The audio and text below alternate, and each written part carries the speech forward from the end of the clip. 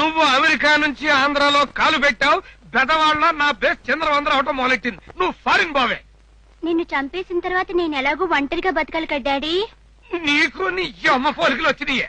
Sir ఎప్పుడు ఏం జరుగుతుందని నాకు మహా భయంగా ఉంది సార్. నా మాట విని అబ్బాయి గారు తీసుకుని మీరు ఫారిన్ వెళ్ళిపోయి అక్కడ లారీ వ్యాపారం చేసుకోండి సార్. ఊరికా 100 మంది పోలీసులు పెడతా కొండ మీద. 100 మందిని పెడతారు సార్. మహాభారతంలో పరీక్షిత్ మహారాజు కథ వినలేదా సార్? నీళ్ల మధ్యన ఒంటి స్తంభం మేడలో కూర్చున్నాడు ప్రాణాలు కాపాడుకోవడానికి. అయినా తచ్చగుడు ఊరుకున్నాడా? ఇట్లాంటి స్టోరీలు చెప్పినాను భయపెట్టమాక. అమ్మా సీత, నీకు పట్టెడన్నం పెట్టించడం కోసం మొదలుపెట్టిన ఈ పోరాటం ఈనాడు దేశంలో ప్రతి పేదవాడికి గుప్పెడు మెతుకులు దొరికేంత వరకు విశ్రమించేది లేదు అని కొనసాగుతుందమ్మా. నీకు నష్టపరిహారం చెల్లించను అని బాబురావు ఎంత ముండికేసినా, ఇవ్వనన్న రొయ్యల సుబ్బారావు చచ్చినా, ఇవిగోనమ్మా నీ భర్త కిష్టయ్య పేర రాసున్న బినామీ దస్తావేజులు. అక్కలు, అన్నలు, మీ దస్తావేజులు మీరు తీసుకోండి. మీ లారీలు మీ సొంతం చేసుకోండి. రామ్మా, నీ లారీ నువ్వు తీసుకుందు గాని.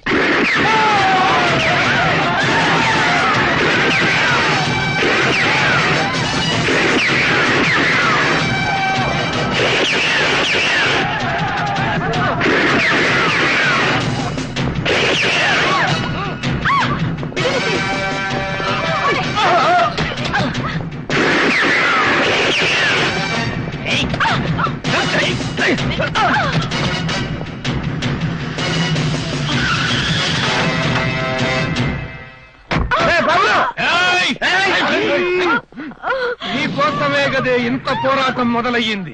నీ మొగుడు చచ్చాడనే కదే వాడు ఇంత గొడవ చేస్తోంది. రమ్మను, దమ్ముంటే రమ్మను. పిరికివాడు కాకపోతే రమ్మను. అన్నలు ఎప్పుడు పిరికివాడు కాదురా, వాళ్ళు లేరు కాబట్టి నువ్వు బతికిపోయావు. పెంచమాక, గంటం కోస్తా. పోలీసులారా, ఒక్కడిని కూడా వదిలిపెట్టమాకండి. చెట్టు పుట్ట కట్టి కట్టి పారేయండి.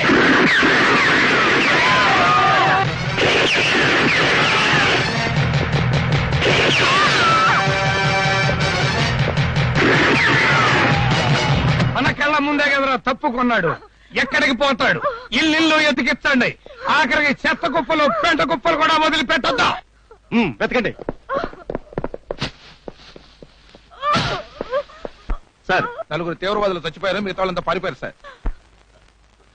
Latest dispatch.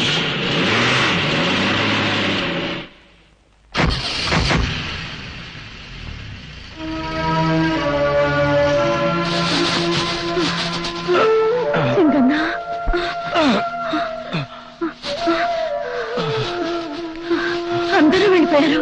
రా బాబు. అన్నయ్య, చెల్లెమ్మా, అమ్మా, బాబు, మీరు కాపాడిన ఈ ప్రాణాలు ఏనాటికైనా మీకు బలివ్వటానికి సిద్ధంగా ఉన్నానమ్మా, సిద్ధంగా ఉన్నాను. మన వాళ్ళంతా నా కోసం ఎదురు చూస్తుంటారు. వస్తానమ్మా. మంచిది బాబు, వస్తాను.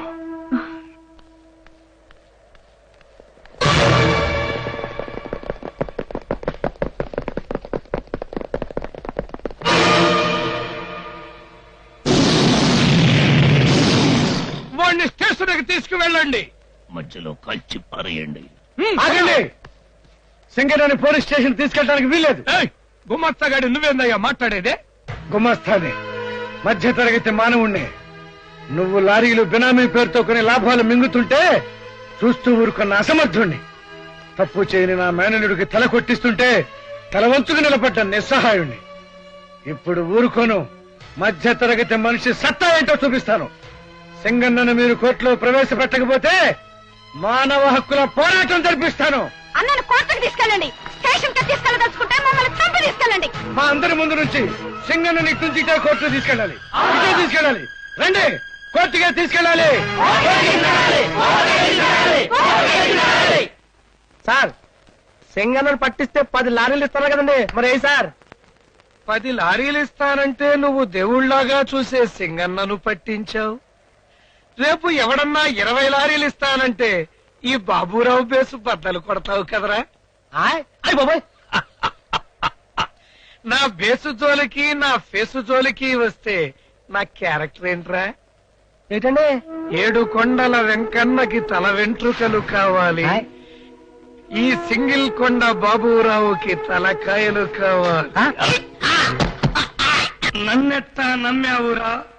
నిజమైన బియ్యం దొంగని నేనేనని ఎక్కడ చెబుతాడోనన్న భయంతో చెల్లెలి మొగుడని కూడా చూడకుండా సొంత బావమరిదిని కల్పించా. ఆ కేసుని సింగన్న మీదకి నక్సలైట్ల మీదకి తోసేశా. నీలాంటి ఇన్ఫార్మర్ల బ్రతుకెప్పుడు ఇంతేరా? నాకే ఆశ లేదు సార్, కోరికలన్నీ చచ్చిపోయాయి సార్. మీరు గనక పర్మిషన్ ఇస్తే హిమాలయాల్లోకి వెళ్ళిపోయి సన్యాసుల్లో కలిసిపోతాను సార్. నా పేరు మీద ఉన్న ఒక్క లారీ కూడా మీ మనవడి పేరు మీద రాసిస్తాను సార్. అక్కర్లేదు, ఈడి చావు కూడా పోలీసోళ్ల ఖాతాలో జమ కట్టించాలి. నువ్వెళ్ళి పేపరోళ్ల సంగతి చూడు, నేను కోర్టులో సింగన్న సంగతి చూస్తా. దేవుని మీద ప్రమాణం చేసి, భగత్ సింగ్ మీద ప్రమాణం చేసి, దేవుని మీద ప్రమాణం చేసి, అల్లూరి సీతారామరాజు మీద ప్రమాణం చేసి, దేవుని మీద ప్రమాణం చేసి, చంద్రశేఖర్ ఆజాద్ మీద ప్రమాణం చేసి, కోర్టులో దేవుని మీద గాని ఆత్మసాక్షి మీద గాని ప్రమాణం చేయాలి. దేశం కోసం ప్రాణాలర్పించిన మహానుభావులు మన భారతీయులందరికీ దేవుళ్ళు కారా యువరానర్? ఆత్మార్పణ చేసిన వాళ్ళ ఆత్మల కంటే మన ఆత్మసాక్షి గొప్పదా యువరానర్? కానీ రూల్స్ స్వతంత్రం వచ్చి 50 ఏళ్లైనా విమానంలో వెళ్లిన సుభాష్ చంద్రబోస్ ఏమయ్యాడో ఇంతవరకు చెప్పలేని ఈ ప్రభుత్వాలు పెట్టిన రూల్స్ రెగ్యులేషన్స్ మనకెందుకు సార్? ప్రజాస్వామ్యాన్ని ప్రశ్నిస్తున్న పోరాట యోధుల్ని కాల్చి చంపాలని చూస్తున్న ఈ ప్రభుత్వాలు పెట్టిన రూల్స్ రెగ్యులేషన్స్ మనకెందుకండి? నడి బజార్లో నలిగిపోతున్న ఈ ప్రజాస్వామ్యం సాక్షిగా అంతా నిజమే చెబుతాను సార్, అబద్ధం చెప్పను. క్రాస్, అసలు ఈయన హత్యలు చేసినందుకు నువ్వేమన్నా పశ్చాత్తాపడుతున్నావా? ఇంకా ఒకడు మిగిలి ఉన్నందుకు బాధపడుతున్నాను. ప్రజాస్వామ్య పద్ధతిలో ఆందోళన చేయడానికి అనేక మార్గాలుండగా హింసే పరిష్కారం అనుకోవటం నేరం కదా? నేరం నేరం. ఒక పేద క్లీనర్ రాజధాని నడిబొడ్డులో హత్య గావించబడితే ధర్మం కోసం నేను మహాత్మా గాంధీలా సత్యాగ్రహం చేపట్టాను.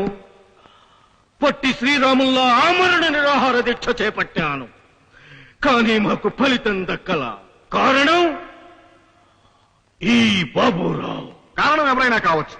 మనం దైవంగా భావించే భారత రాజ్యాంగం, భారత శిక్షా స్మృతిలో నువ్వెన్నుకున్న హింసావాదం ఏ పేజీలో రాసింది? మనిషిని మనిషి చంపచ్చు అని ఏ లైన్లో రాసింది?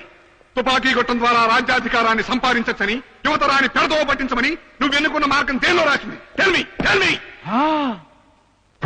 భారత రాజ్యాంగం అంటే తమకు అంత గౌరవం ఉందా సారు? భారత శిక్షా స్మృతి అంటే తమకు అంత ప్రేమ ఉందా సారు? ఉంది. ఉందంట సార్, ఉంది. జడ్జి సార్, మన దేశంలో స్త్రీలను పూజిస్తారు, గౌరవిస్తారు, ఆరాధిస్తారు.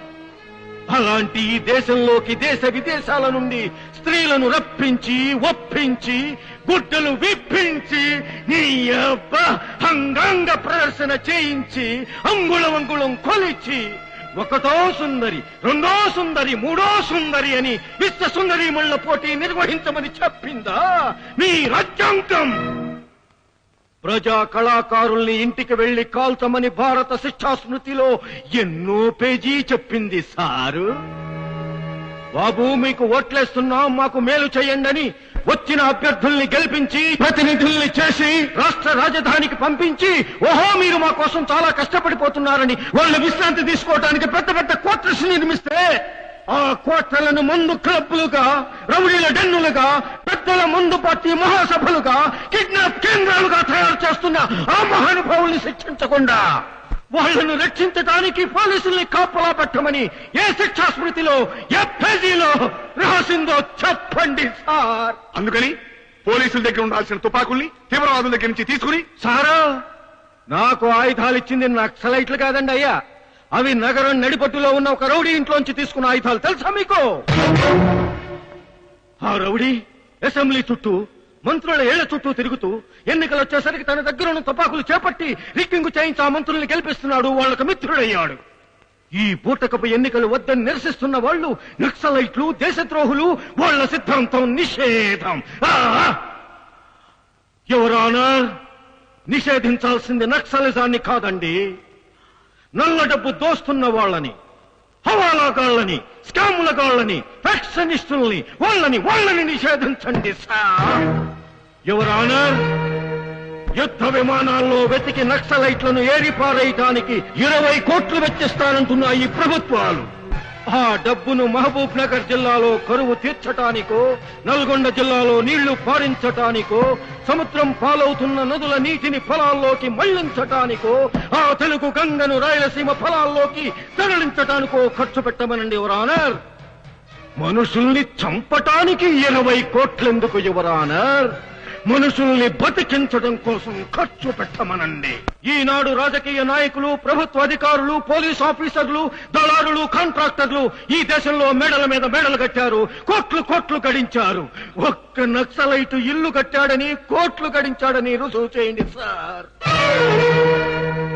ఎందరో లాయర్లు, ఇంజనీర్లు, డాక్టర్లు, టీచర్లు, మేధావులు వాళ్ళు అడవిలోకి వెళ్ళింది వాళ్ళ పెళ్ళాం బిడ్డల కడుపు నింపడం కోసం కాదు సార్. పురుషుడు నెత్తురు చిందించి పిడికెడు మెతుకులు పేదవాడికి పెట్టడం కోసం సార్. విప్లవకారులు బువ్వ తిని బతకటం లేదు సార్, బుల్లెట్లు తిని బతుకుతున్నారు. ఇది చరిత్ర చెబుతున్న సత్యం.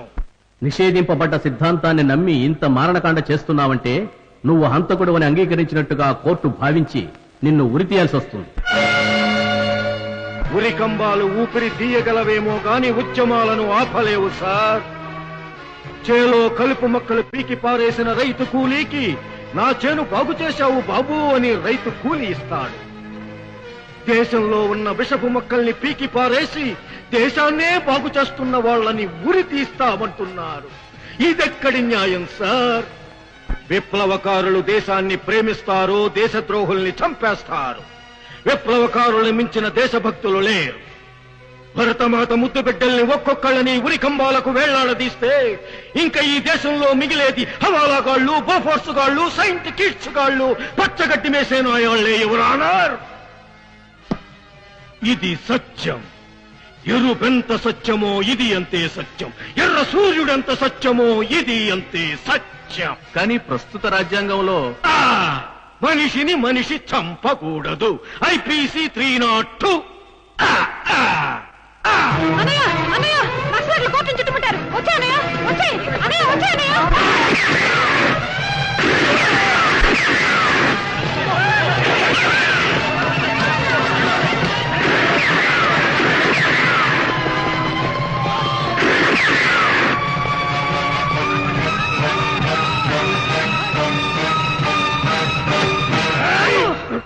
శబ్బాష్, అన్నకు తగ్గ చెల్లెలు అనిపించావే. నీ మొగుడిని చంపిని సింగన్నగాడిని కాల్చి పారేసి ప్రజాస్వామ్యాన్ని కాపాడు. కాల్చే. ఉరికంబం ఎక్కటానికి సిద్ధంగా ఉన్నవాణ్ణి, ఊపిరి మీద మమకారం లేనివాణ్ణి, నువ్వు నింద వేసినా గుండు కొట్టించినా ఊరుకున్నవాణ్ణి. నువ్వీ తుపాకీతో నా గుండె కాల్చే లోపు ఓడి గుండెకాయనే తినేస్తా. అన్నా, అవును, ఇంత నాటకం ఆడింది నీ చేతుల్లో వీడి చావు చూడ్డానికి. నేను నీ అన్ననే. చెల్లెలి పసుపు కుంకాల కంటే పచ్చనోట్లు ముఖ్యం అనుకునే నువ్వే అన్నవిరా.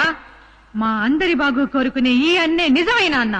అన్నా, తీసుకో ఈ తుపాకీ. నీ చేతిలో ఈ గుండాగాడి చావు నేను చూడాలి.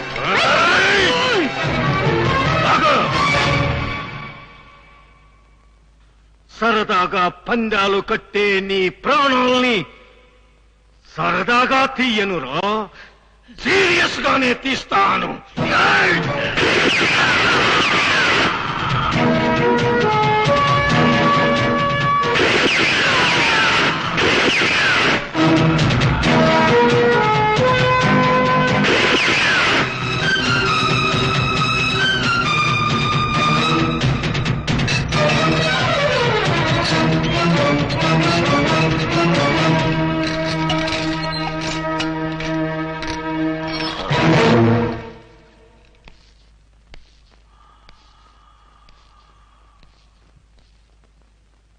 జడ్జి సార్, నేను చేసింది హింసకు ప్రతి హింస మాత్రమే. ఇది నేరమని మీరు భావిస్తే ఉరి కంబమెక్కటానికి నేను సిద్ధంగా ఉన్నాను సార్, సిద్ధంగా ఉన్నాను.